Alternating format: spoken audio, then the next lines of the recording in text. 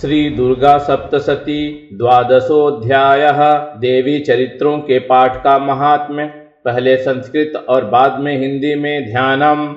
ओम विद्युदाम संप्रभां मृगपतिस्कन्धस्थितां भीषणां कन्याभिः करवालखेटविलसद्धस्ताभिरासेविताम् हस्तैश्चक्रगदाशिखेटविशिखांश्चापं गुणं तर्जनीं बिभ्राणामनलात्मिकां शशिधरां दुर्गां त्रिनेत्रां भजे। ॐ देव्युवाच एभिः अस्तवैश्च मां नित्यं स्तोष्यते यः समाहितः तस्याहं सकलां बाधां नाशयिष्याम्यसंशयम्। मधुकैटभनाशं च महिषासुरघातनं कीर्तयिष्यन्ति ये तद्वद्वधं शुम्भनिशुम्भयोः। अष्टम्यां च चतुर्दश्यां नवम्यां चैकचेतसः श्रोष्यन्ति चैव ये भक्त्या मम महात्म्यमुत्तमम्। न तेषां दुष्कृतं किञ्चित् दुष्कृतोत्थानचापदः भविष्यति न दारिद्र्यं न चैवेष्टवियोजनम्। शत्रुतो न भयं तस्य दस्युतो वा न राजतः न शस्त्रानलयो यौघात् कदाचित् सम्भविष्यति। तस्मान्ममैतन्माहात्म्यं पठितव्यं समाहितैः श्रोतव्यं च सदा भक्त्या परं स्वस्त्ययनं हि तत्।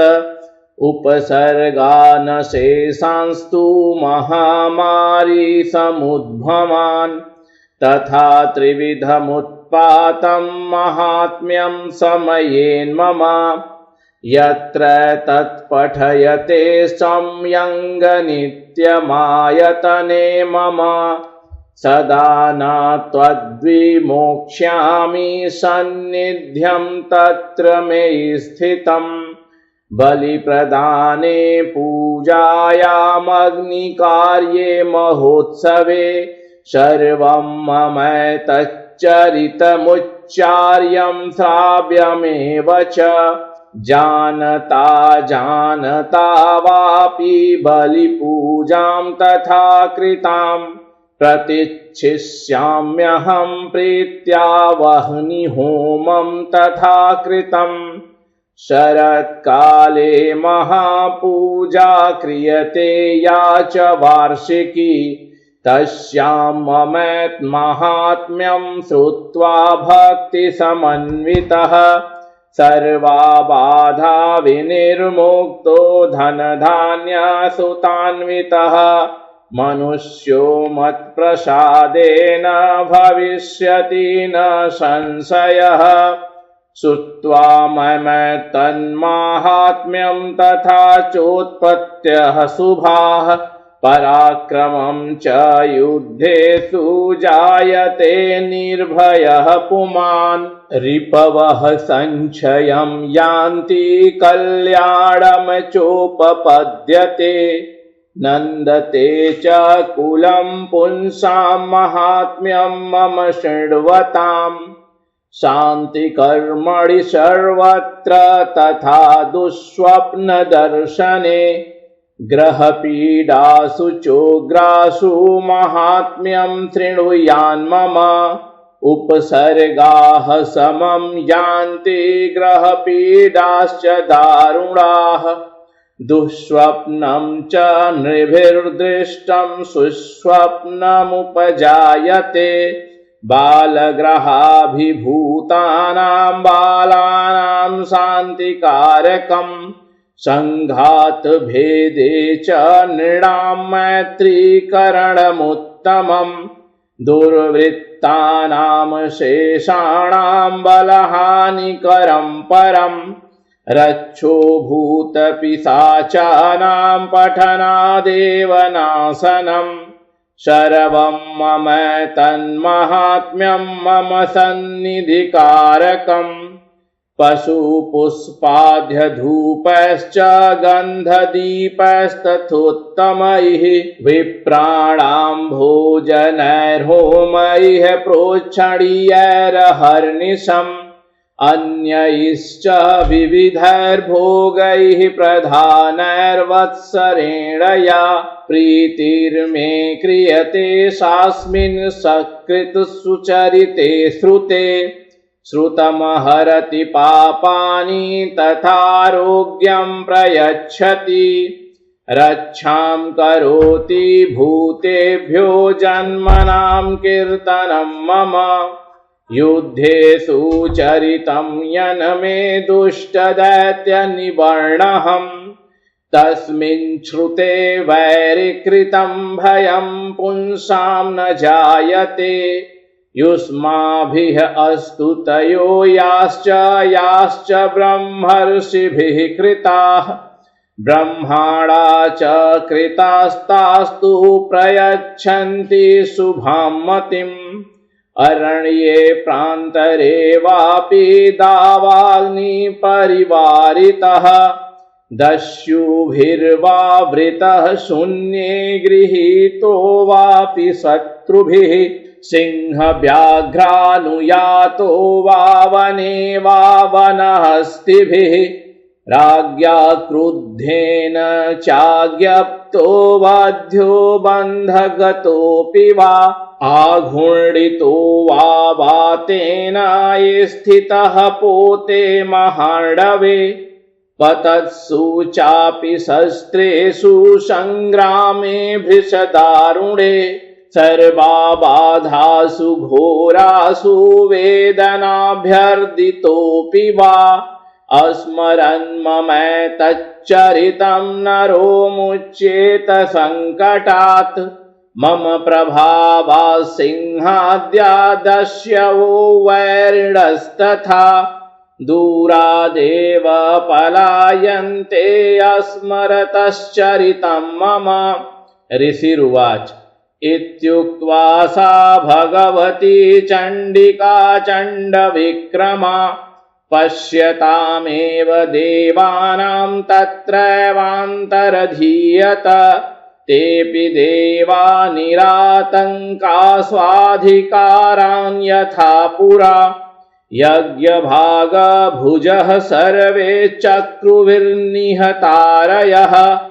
दैत्याश्च देव्या निहते शुम्भे देवरिपौयुधिः जगद्विध्वंसिनी तस्मिन् महोग्रे तुलविक्रमे निशुम्भे च महावीर्ये शेषाः पातालमाययुः एवं भगवती देवी सा नित्यापि पुनः पुनः सम्भूय कुरुते भूप जगतः परिपालनम् तया तन्मोह्यते विश्वं सैव विश्वं प्रसूयते सा याचिता च विज्ञानं तुष्टारिद्धिं प्रयच्छति व्याप्तं तया तत्सकलं ब्रह्माण्डं मनुजेश्वर महाकाल्या महाकाले महामारी स्वरूपया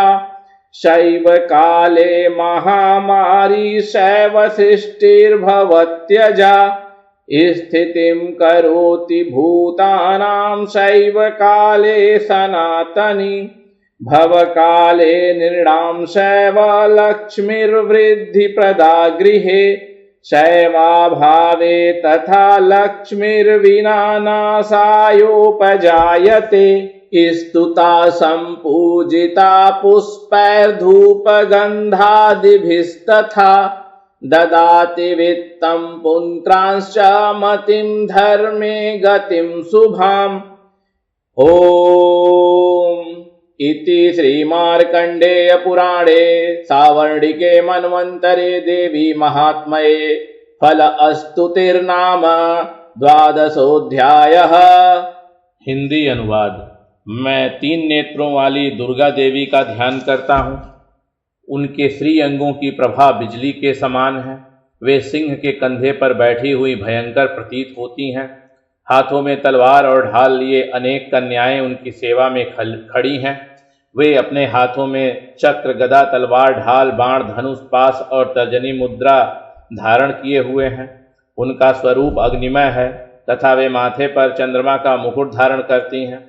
देवी बोली, देवताओं, जो एकाग्रचित्त होकर प्रतिदिन इन स्तुतियों से मेरा स्तवन करेगा, उसकी सारी बाधा मैं निश्चय ही दूर कर दूंगी। जो मधु कैटव का नाश, महिषासुर वध तथा शुंभ निशुंभ के संहार के प्रसंग का पाठ करेंगे तथा अष्टमी, चतुर्दशी और नवमी को भी जो एकाग्रचित्त हो भक्तिपूर्वक मेरे उत्तम महात्म्य का श्रवण करेंगे, उन्हें कोई पाप नहीं छू सकेगा। उन पर पाप जनित आपत्तियां भी नहीं आएंगी। उनके घर में कभी दरिद्रता नहीं होगी तथा उनको कभी प्रेमी जनों के विछोह का कष्ट भी नहीं भोगना होगा। इतना ही नहीं, उन्हें शत्रु से, लुटेरों से, राजा से, शस्त्र से, अग्नि से तथा जल की राशि से कभी भी भय नहीं होगा। इसलिए सबको एकाग्रचित्त होकर भक्ति पूर्वक मेरे इस महात्म्य को सदा पढ़ना और सुनना चाहिए। यह परम कल्याणकारक है।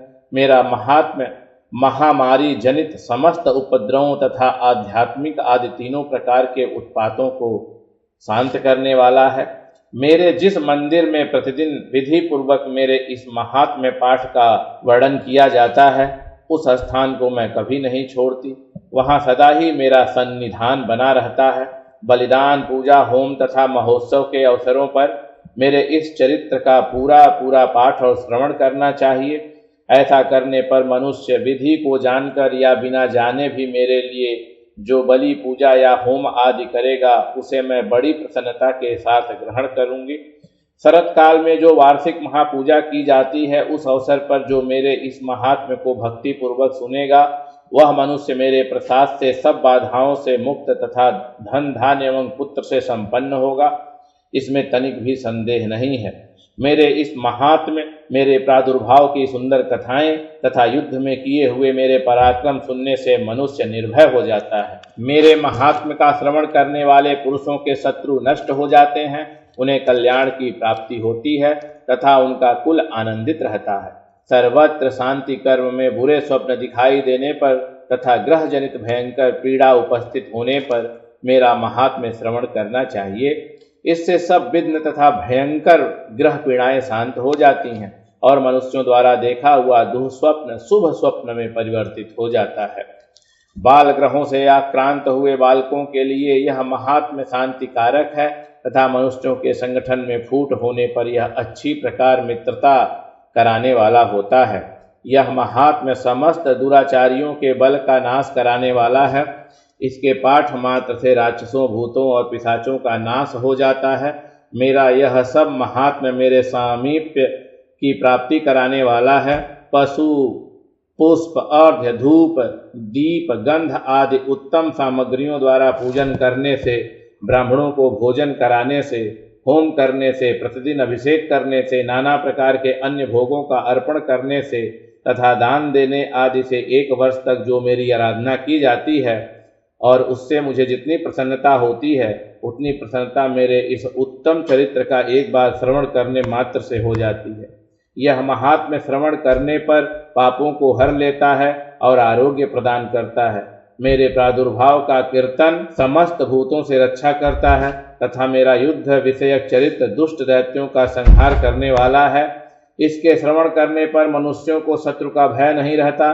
देवताओं, तुमने और ब्रह्मर्षियों ने जो मेरी स्तुतियां की हैं तथा ब्रह्मा जी ने जो स्तुतियां की हैं, वे सभी कल्याणमयी बुद्धि प्रदान करती हैं।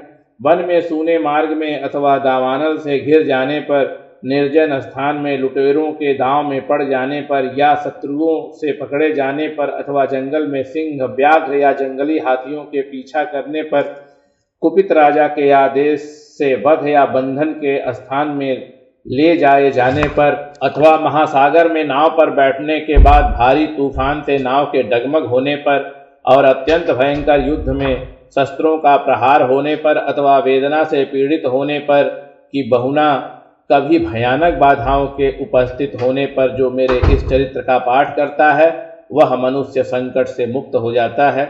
मेरे प्रभाव से सिंह आदि हिंसक जंतु नष्ट हो जाते हैं तथा लुटेरे और शत्रु भी मेरे चरित्र का स्मरण करने वाले पुरुष से दूर भागते हैं। ऋषि कहते हैं, यो कहकर प्रचंड पराक्रम वाली भगवती चंडिका सब देवताओं के देखते देखते वहीं अंतर ध्यान हो गई। फिर समस्त देवता भी शत्रुओं के मारे जाने से निर्भय हो पहले की भांति यज्ञ भाग का उपभोग करते हुए अपने अपने अधिकार का पालन करने लगे। संसार का विध्वंस करने वाले महाभयंकर अतुल पराक्रमी देव शत्रु शुंभ तथा महाबली निशुंभ के युद्ध में देवी द्वारा मारे जाने पर शेष दैत्य पाताल लोक में चले आए। राजन, इस प्रकार भगवती अंबिका देवी नित्य होती हुई भी पुनः पुनः प्रकट होकर जगत की रक्षा करती हैं। वे ही इस विश्व को मोहित करती, वे ही जगत को जन्म देती तथा वे ही प्रार्थना करने पर संतुष्ट हो विज्ञान एवं समृद्धि प्रदान करती हैं। राजन, महाप्रलय के समय महामारी का स्वरूप धारण करने वाली वे महाकाली ही इस समस्त ब्रह्मांड में व्याप्त हैं। वे ही समय समय पर महामारी होती और वे ही स्वयं अजन्मा होती हुई भी सृष्टि के रूप में प्रकट होती हैं। वे सनातनी देवी ही समयानुसार संपूर्ण भूतों की रक्षा करती हैं। मनुष्यों के अभ्युदय के समय वे ही घर में लक्ष्मी के रूप में स्थित उन्नति प्रदान करती हैं। वे ही अभाव के समय दरिद्रता बनकर विनाश का कारण। पुष्प, धूप और गंध आदि के पूजन करके उनकी स्तुति करने पर वे धन, पुत्र, धार्मिक बुद्धि तथा उत्तम गति प्रदान करती हैं। इस प्रकार श्री मार्कंडेय पुराण में सावर्णिक मनवंतर की कथा के अंतर्गत देवी महात्म्य में फल स्तुति नामक 12वां अध्याय पूरा हुआ।